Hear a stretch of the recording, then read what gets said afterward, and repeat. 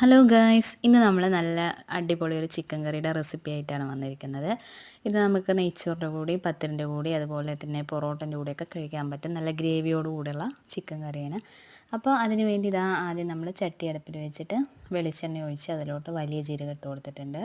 പിന്നെ നമ്മൾ അതിലോട്ട് സവാള അരിഞ്ഞത് ഇട്ട് കൊടുത്ത് നന്നായി വാടി വരുമ്പോൾ തക്കാളി ഇത്തിരി കൂടുതൽ ഇട്ട് കൊടുത്തിട്ടുണ്ട് കേട്ടോ. തക്കാളിയുടെ ടേസ്റ്റ് ഇഷ്ടമുള്ളതുകൊണ്ട് കൂടുതൽ തന്നെ ഇട്ട് കൊടുത്തിട്ടുണ്ട്.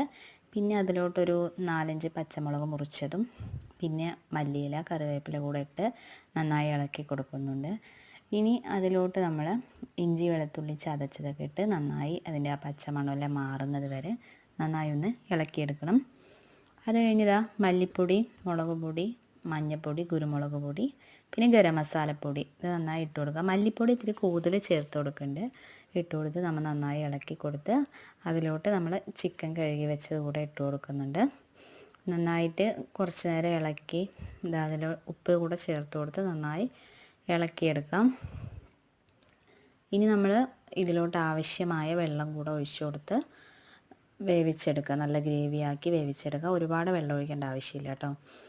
അപ്പോൾ നല്ല ഗ്രേവിയായി കിട്ടിയിട്ടുണ്ട്. അപ്പോൾ ഇത്രയേ ഉള്ളൂ. ഇഷ്ടമായാൽ ലൈക്ക് ചെയ്യുക, ഷെയർ ചെയ്യുക, ചാനൽ സബ്സ്ക്രൈബ് ചെയ്ത് സപ്പോർട്ട് ചെയ്യണേ.